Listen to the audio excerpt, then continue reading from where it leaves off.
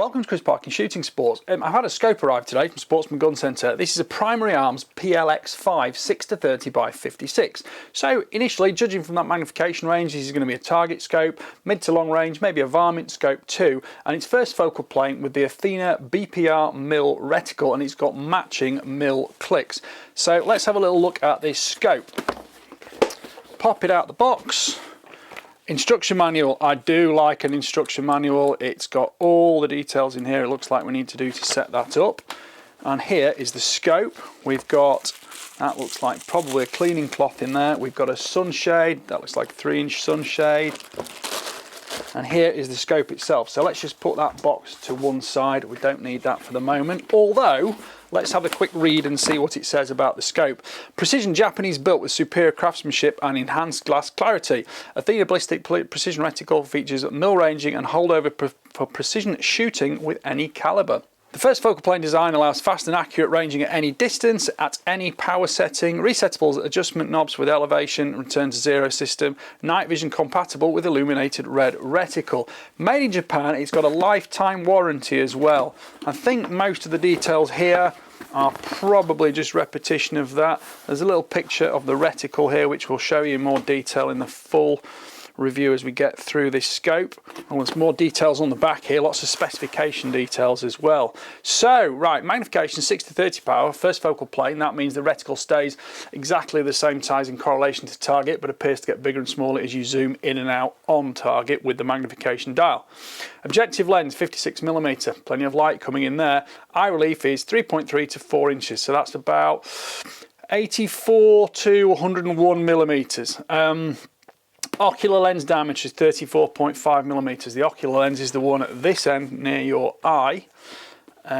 Field of view 16.6 feet at 100 yards on 6 power, and on 30 power that's 3.3 feet at 100 yards.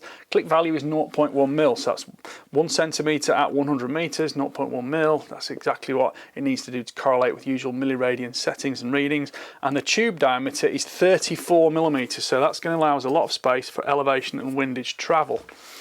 What else can we say it says here? Total elevation adjustment on that topic is 95 minutes of angle or 26.18 mils. That's going to give some good long range capability. Total windage adjustment is 45 minutes or 13.9 mils. Reticle's red, it's night vision compatible, fast focus eyepiece, waterproof meets IP67 standards, fog resistance, fully multi-coated optics, and it's nitrogen purged. What else does it say is in here? High quality flip up lens covers. Yep, those are Butler Creeks on there, so those pop up down. Very simple, nothing too fancy, but just one of those things that has been around for a long time and just works. Length without lens covers is 14.3 inches and weight without the battery is 38.2 ounces. 606 from T6 aluminium, anodized matte black, uses CR2032 battery included. It's made in Japan, lifetime warranty, and see the website for the details. And here we've got more details about the reticle. Anyway, box aside, let's have a look at the scope and see what the marketing blurb appeals to like in reality. So those are the lens caps popped up, 34mm tube. Looks like we've got a decent amount of mounting space there to make sure it's going to fit on the rifle. Eye relief is quite long at 84 to 101mm, so we need to just make sure that's going to be fairly far forward. I'm going to be using this on a rimfire rifle purely because I can use a lot of ammunition, shoot at a lot of distances. And these are the turret clicks here. There's a zero stop which goes all the way down, which we'll be able to set up once it's zeroed, and that gives me a nice solid stop there. The clicks themselves, the tactile, the visual, I can feel those and I can also see them, and that's giving me 100 clicks or 10 milliradians per turn. There's a vernier scale underneath which allows us to see which turn and rotation number we're into, and it looks like we've got little Allen grub screws in there to make sure we can set it up and zero it, but I'll go through that when I do the instructions. Parallax is on the left side here, goes all the way up to infinity, and it's marked on the side down to 35.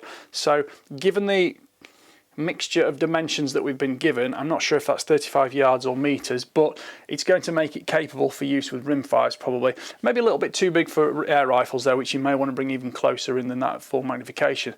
And then we've got illumination control on the side here, and there is a battery in it. Well, it's a nice reticle. So I can zoom in on that. That is a nice reticle. So if I pop the back end off there, you can see we've also got a fast focus eyepiece. Now if you ask for it, I'll give you a video about making a fast focus eyepiece suit your eyesight with the least amount of visual strain possible, so please put that one in the comments.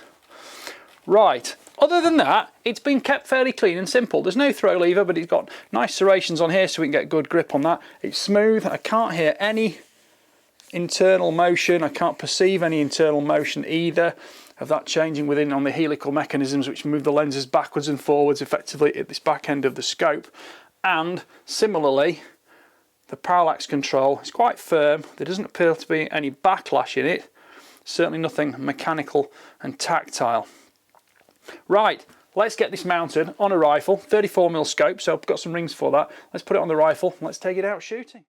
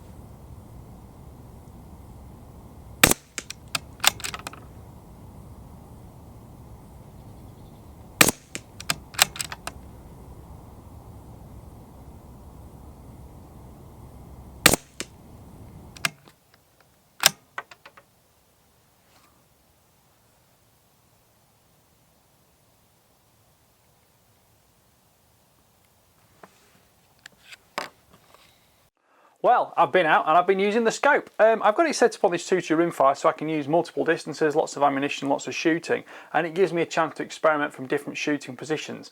Now, essentially, I've not had any issues with the scope. Nothing really has upset me or disturbed me or worried me about using it. So let's have a look at some of the features and talk about them in detail. I do like flip-up Butler Creek lens caps because they're so easy to live with, and if you break one, they're not a huge problem to replace and they're not expensive, and they're also very quiet as well. They don't scrape and scratch against things like aluminium ones can. And to be fair, if you damage one, you damage one. It's not the end of the world. That 56mm front end is allowing a nice bright image because it is a 6-to-30 times magnification range, which is quite broad for the lowest light scenarios where, as marketed, the illuminated reticle has got 11 intensity settings on it with intermediate off positions between each. So you can set that up exactly as bright as you need it for the impending light conditions you're trying to deal with.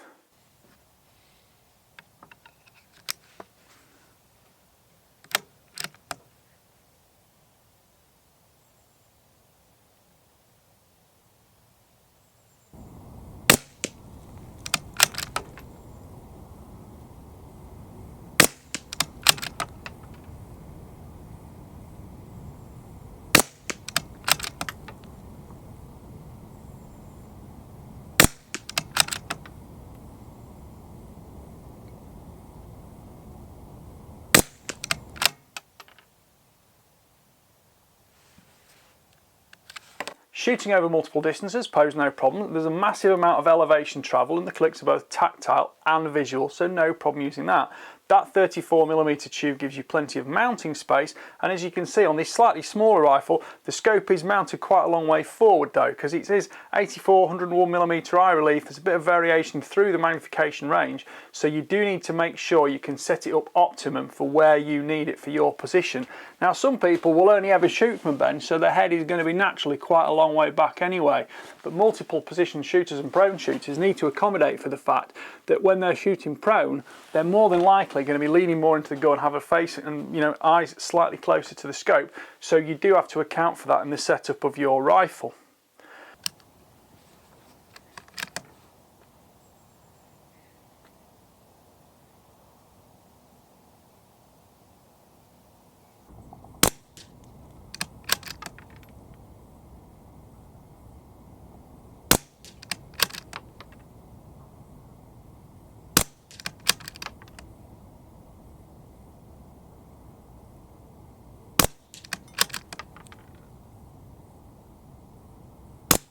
Down at 6 power, yes, it's no problem for deer stalking if you're in an emergency situation, but it's not the smallest, it's not the lightest of scope, it's not really a deer stalking scope, but similarly, foxing and varminting, a lot of those opportunities do come in low light, so it's great that you can couple this scope with those scenarios, and if you wanted to, there's nothing to stop you putting an add-on rear night vision or a front thermal imager, anything like that, because this parallel body does allow the add-ons at the back and similarly at the front with the front add-on. The fast focus eyepiece worked perfectly. I did get a lovely sharp reticle picture, and you'll see me on the video. I take the cap off, set it up, put it back on, and then it's pretty much done. I don't need to mess with it ever again, because everything after that should be, if correctly set up, only ever dealt with by the side focus dial.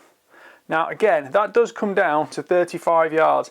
It's maybe not the closest it could be. Perhaps if it was for an air gun, you would want it to be able to go closer than that, because 35 yards for sub 12 foot pound air rifle is quite a long way. But again, for a rim fire or for centre fire, that is optimum, and it does give you a nice broad range to make sure that that magnification and parallax is set perfectly to give you a super crisp image. And of course, by zooming up and down, you can allow yourself to get the field of view you exactly need. Also, at lowest power, when you're in a hunting scenario, if you just want fast point and shoot capability, low power with the illumination turned on about mid-level gives you great fast action capability.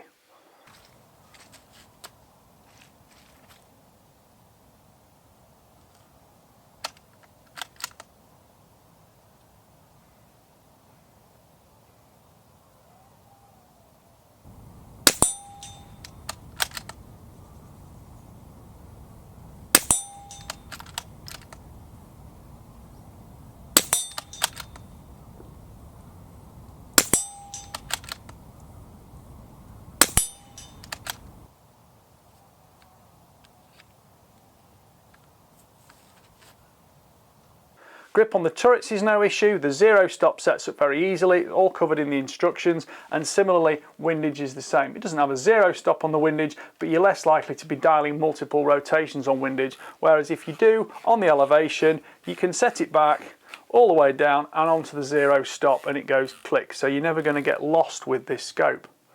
I like the fast adjustability of the illumination. It's got 11 on-off positions, intermediate off positions between the illumination intensity settings, so you can leave it right next to where your preference is. It doesn't have an automatic off, but a spare battery is supplied with it.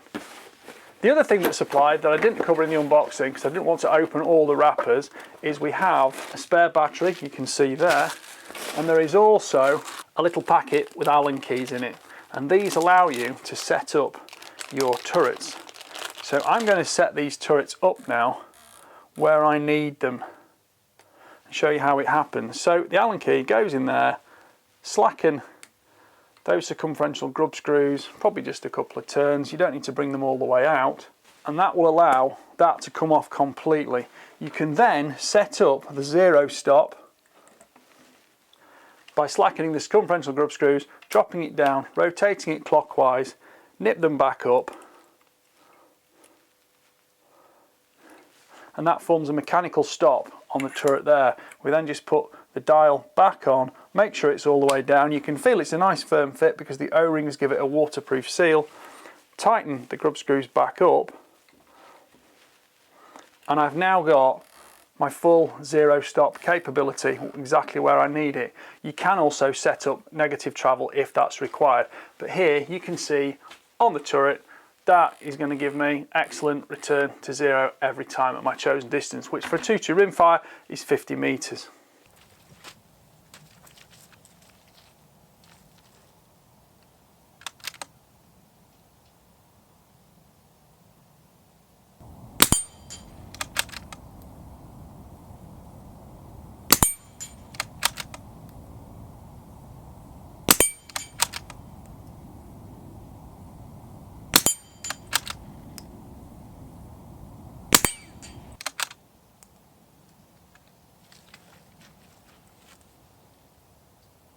Now, reticles are a very personal thing. The reticle in this, which is the Athena BPR mill reticle, it is quite a complicated reticle. There's a lot of information on it. I would look on the Primary Arms website, shows you the reticle in great detail. If you've got very good eyes, you will see all those little reticle definitions on it. And of course, being first focal plane, it does get larger and smaller as you zoom in, zoom out. The whole point of this reticle is that it's been designed to make target measuring, target lead, wind angle, all those kind of things able if it's something you need to do. A lot of shooters now tend to dial very quickly and use dialing, which of course with a first focal plane reticle means it corresponds perfectly, but many shooters do still like to use the reticle a lot for target measurement, distance judging, and of course holding off for the wind and things like that. Sadly, I wasn't able to get a real-world photograph of the reticle in use because of the low sun, but it is crisp, it is in focus, and there's no tunneling as you go through the magnification range. It stays in focus, and the eye box when you're shooting doesn't appear to vary very much at all. So through recoil, which of course on a 2-2 rimfire isn't huge, but you can see that strike going on very well on target, or if you miss and go into the backstop. Similarly, when you're shooting from different positions, once you've got that set up in about your average spot and the average magnification, you can move around between different shooting positions, sitting, prone, standing, etc. from a barricade, and the eye box is versatile enough that you're not losing any of your sight picture, no vignettes are coming in, and you get a great image on target.